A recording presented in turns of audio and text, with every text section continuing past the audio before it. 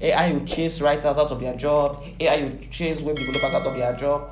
With the emergence of AI, no one will need to pay actors again to act. AI will act everything. There'll be no need for photographers. There'll be no need for cameramen. I was like, if I'm having a wedding at Idong Inyang, will AI come and snap for me? Hi, ladies and gentlemen. Welcome to Flex Films TV. It's another edition of Unscripted Podcast with Felix Ben. So on the program today, we have Noble John. Noble John. Welcome to the program. Thank you very much. All right, let's get to meet you. I'm Noble John. I'm a fiction ghost writer, an event compare, a poet, and spoken word artist. Oh, a fiction ghost writer, event compare, spoken word artist, and a poet. Oh wow, spoken word artist and a poet.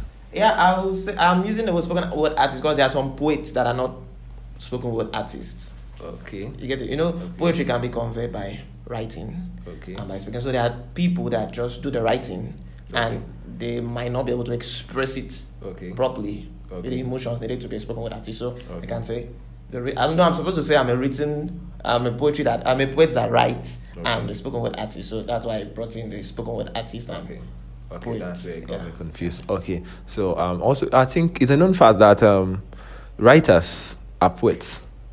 How do we distinguish that? Yeah, writers. You know, in writing we have, though most writers started up, like when they started growing, they started up as storytellers. But as the business, like when they got into the business of writing, they kind of diversified. So your question was?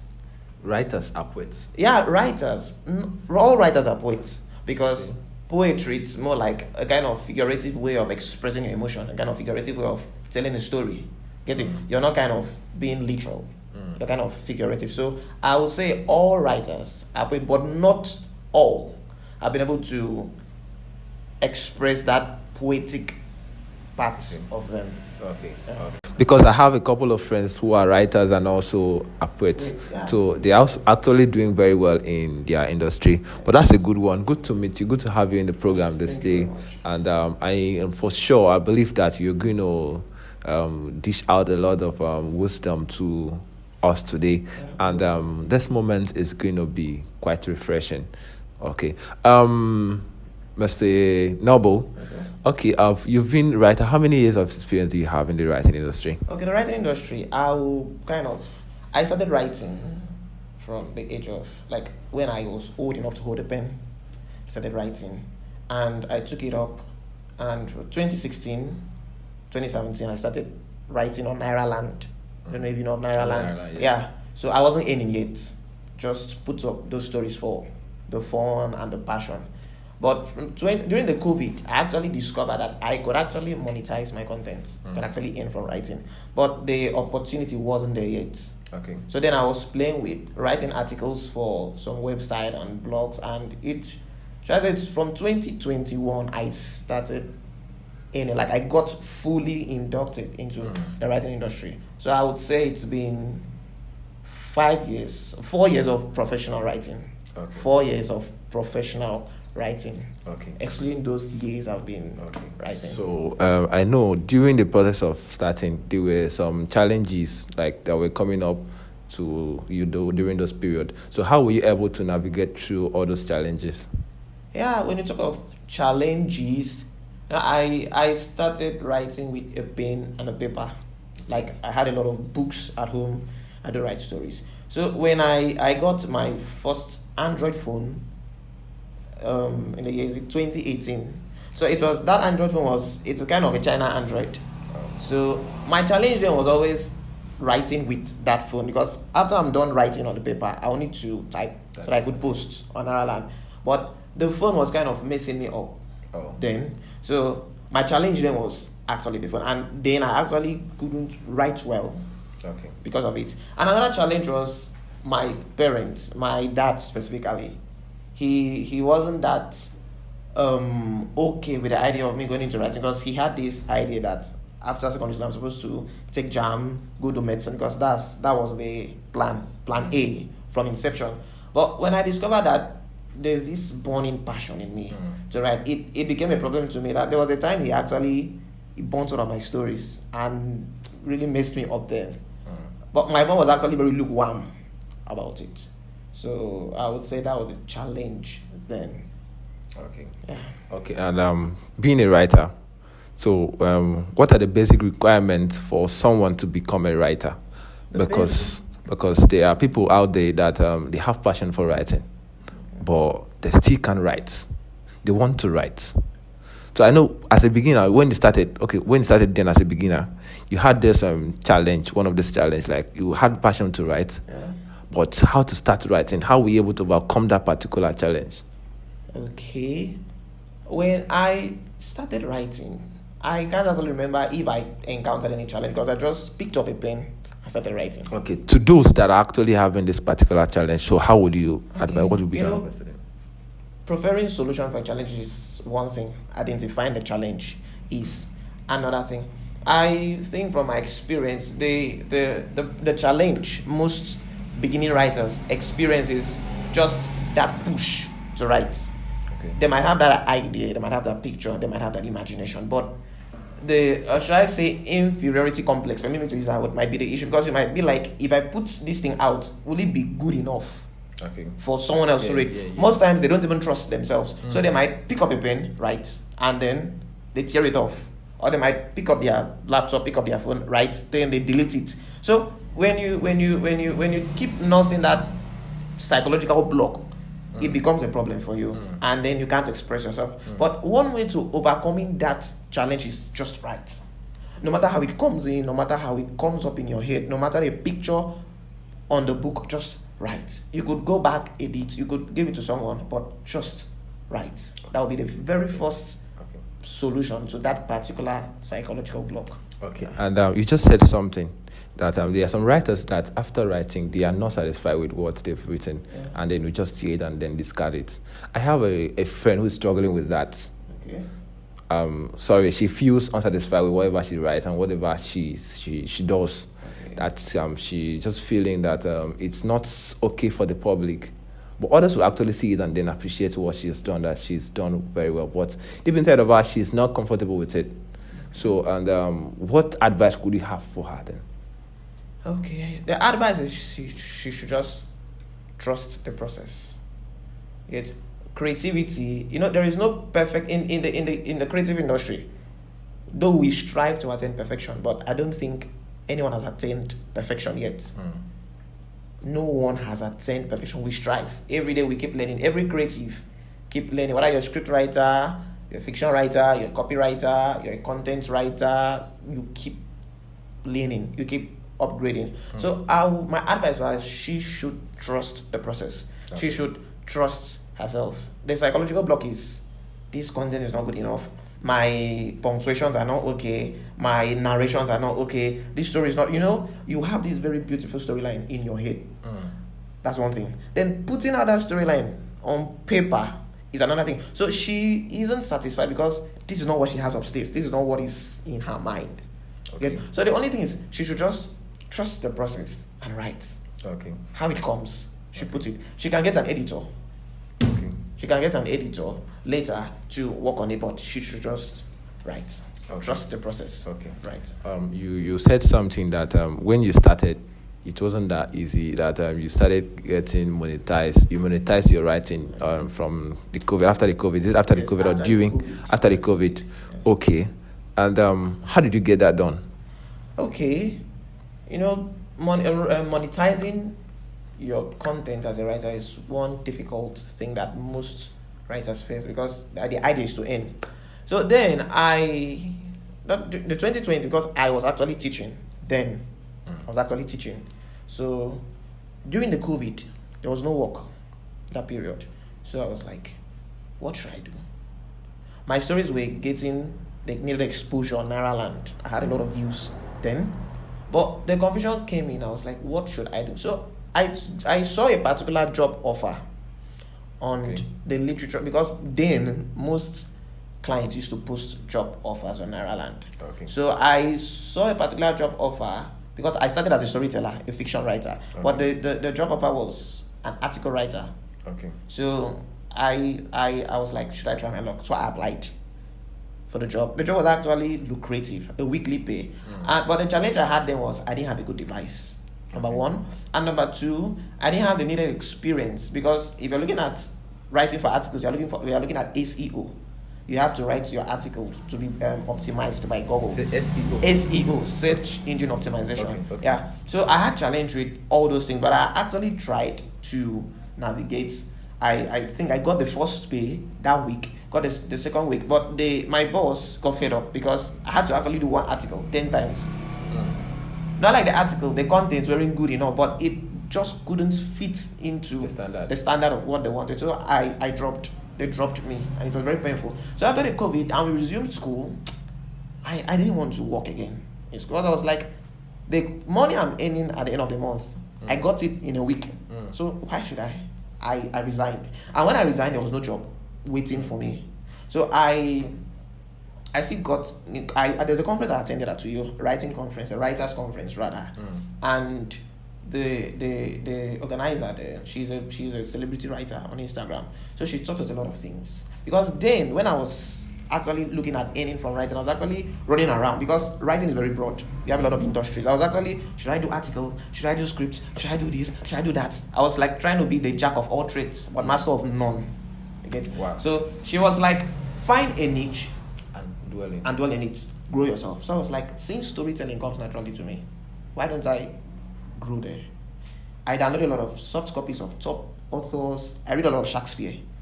Read James Hemsworth, a lot of them, and they actually sharpened my skill. So I got another offer on Nairaland to write for a foreign company.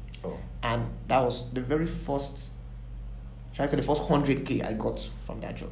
Wow. And that's how my journey into ghost writing started. But that period, there were a lot of challenges because I wasn't actually that good. I won't say I'm too good, but then I was still struggling. There are most times I write and it doesn't get approved, because I was still trying to understand how storylines work, how different plots and all those stuff work. So I was still struggling with, I might write, this one get approved, this one doesn't get approved, but it was a learning phase for me. And all through 2021, 2022, 2023, I would say I've actually mastered fiction ghostwriting to a certain standard.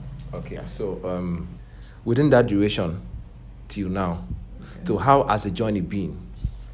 Okay, the journey has been fulfilling, rewarding, filled with tears, because there are days, I could remember my starting days, I was given a contract to write a 50,000 word story.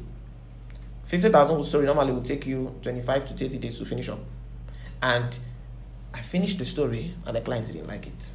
So I knew what I put. We finished 50,000 words. 50,000 words. Yeah, I knew what I put into writing it, and the client didn't like it. So then it was always filled with a lot. There are most times you'll be happy, and there are most times you'll be broken, because imagine writing out stories, getting in, because I had an outsourcer that gets gigs on Upwork for foreign clients, then outsource the job to me. So when I'm done with it, he submits it to the clients. When he gets approved and he gets the dollars, he pays me my cut. So imagine the pains when you like in a month you're consistently getting disapprovals. It will affect his success rate on Upwork. So the guy was somehow not happy with me. I wasn't happy with myself, because the pains that went into writing, the mental pains, and it got disapproved. So that actually made me to like pressure myself, put myself on the hot seat. Like, how do I try to get these things right? So the journey has been, like I said, rewarding. There are days, there was a time I started getting consistent approval, and the money kept pouring in. There were days I couldn't even get gigs, weeks. And there were weeks the gigs kept coming in, and I was getting consistent disapproval. But I would say the consistency, the urge to get better, the urge to learn from my mistakes, because I'm glad if a client disapproves a job, he gives his reason. This wasn't this, the storyline wasn't okay with me, your characters weren't well developed, your narratives are not well fleshed. So I had to learn. I had to work on myself. There were stories I had to, even if it got disapproved, I'll work on them myself, just keep it as my samples. Those ones saved as my sample. So it actually helped me a lot. So the journey has been filled with laughter, tears, and blood. I would say like that. There are other writers out there they're actually facing this, and then they keep it, and then this becomes a depression, like a lot of disapproval from clients out there. So some of them are actually going through depression because of this now, because of the time, the efforts they have put into, the energy they have put into the work, and then they get to submit the work and the client disapprove it, and then they go into depression, and then so they sometimes they feel like giving up and not writing anymore. So what's your advice to them? How were you able to overcome this? So what's your advice to them? Yeah, first of all, the depression is real, very, very real. There were weeks I actually didn't want to write again. There were weeks I ghosted a client because the job I was actually expecting money from, very bulk amount of money, got disapproved. So, and the words, most of these white clients are actually very hard to read words. The words the client said was like, "Dude, stop writing immediately." So when my outsourcer sent the screenshots, this happened 2022. When my outsourcer sent the screenshot to me, that broke you down. That broke me down. Like, I should stop writing. I was like, wow. I had 3 other projects. Like, you're not good at that. I had 3 other projects. I ghosted the client completely because I was broken inside of me. But then I thank God for the gift of senior colleagues. I had a senior colleague that I reached out to, and he told me, Omo, most of these clients do, you might write to, but they won't just like it. So just pick up yourself. This is what you do to earn. Pick up yourself and continue your jobs. So I was like, okay. I reached back to the clients, cooked up an excuse, and God bless, the deadline wasn't that near. So I still picked on the job. But this time I had to be very, very conscious of how I write and what I write. So my advice to writers that are struggling with depression is there is no, like I said, you can't attain perfection in writing. The writer of Harry Potter, the books, she got rejected more than 17 times by publishing houses before. You imagine. Yeah. So there is no cutout perfect writer. Okay. You just keep growing. So the thing is that they should learn from their mistake, learn from your rejection. If a client rejects a project and states, because one thing I like, the freelance platforms we get gigs from, if a client cancels a project, he will tell you this. So study these things, work on yourself, read. Don't get tired of reading. Like, I have close to 100 and something ebooks I'm reading now. I read them randomly across every niche. I started writing dystopian fiction as at some months ago. I'm not a student of history. I never did history in secondary school. But I am excelling in dystopian fiction. Why? I read books written by top authors. So they should just simply learn from their mistake and keep writing. There's one thing they used to say, clients will go straight, you know, go pay you. They will surely meet that clients that will appreciate them for who they are. Okay. All right. You've said so much. And in the emergence of artificial intelligence, and a lot of persons are now embracing artificial intelligence, and then they don't see need of writing, sitting down to write, and going to ask people to pay people, because a lot of them feels artificial intelligence can actually do everything they want. So do you think that script writer as a person, as a profession, will still be relevant in the next 10 years? I had that fear when AI was emerging. What year was that? I had that fear because I had a lot of influencers. I will not mention a name, though, but he's popular on the Facebook space. Was saying AI will chase writers out of their job. AI will chase web developers out of their job. With the emergence of AI, no one will need to pay actors again to act. AI will act everything. There'll be no need for photographers. There'll be no need for cameramen. I was like, if I'm having a wedding at Idong Inyang, will AI come and snap for me? No. Now, AI is not here to take our jobs away from us. AI is just here to help. Okay. So, for you to be able to meet up the trends in the industry, you need to embrace artificial intelligence. So, this artificial intelligence here is not there to take your job away from you. And no clients, I've met a lot of clients, no clients will actually want a content written by AI. They will know. Okay. Take, for example, my type of writing, story writing, which AI won't even dare. If an AI writes, I won't say a book, writes a page of a story, you will know. If I don't read books, you will know. Okay. This story will be bland. There will be no emotions. It will be very technical and mechanical. Even some schools, I did an academic paper for students in the UK, and the lecturer was like, AI, they are checks. They are actually websites to checkmate AI content. Okay. AI disallowed. If you just submit a content with AI, no client to pay you. But that AI, you could use that AI to get information that will help you. There are most times if I want to start a story, most times I want to write a story for a client and I'm having issues with the storyline. I could use AI to generate my prompts. I follow up the prompts, read it, compare some things, and it start coming. Okay. So AI is not here to take our jobs. Okay. AI, in the next 50 years, no matter the technological advancements, AI can never replace human labor. That's just it. But AI, if you're actually smart and you want to go far in the system, in the industry, you embrace AI to help you with your job. Oh. AI is not actually doing the job for you, it helps. Okay, because I would have gone deeply, but because of time, I'll just keep it there. But don't fear, AI is not taking jobs from us. Okay, this is quite amazing because a lot of persons have actually been agitating on this, that saying AI is erupting and then imaging and then coming out, and a lot of persons are going to lose their jobs. Like we're talking about, they said bankers are going to lose their jobs and writers also are going to lose, a lot of persons too. But from what you've said now, I believe there's still hope for writers there. There's still hope for writers, but a lot of them are now going to be charged with what you're saying. So, Mr. Noble John, thank you very much for this moment with us. And I believe that we've been able to learn so much. And out there, if you have any questions you want to ask the writer, or you inspire, or you want to write, you aspire to be a writer, you can actually drop your comments on the comment section, and then we'll see what we. So the very last question, Mr. Noble. So, can you tutor one in writing? So, what are the requirements? I do host classes. I do. If you follow my social media platform, I do host classes. But the thing is, hosting classes clashes with my work schedule most of the time. But the requirements to learn, because what I teach is professional ghost writing. Professional ghost writing. So the requirement to qualify for that class is you just have to be a writer. You just have to know, because I won't actually go down to teaching you how to construct a sentence, how to construct a story. But what I'm going to teach you is I'll dwell much a little bit on this. In my type of writing, because fiction writing, we have tropes. Okay.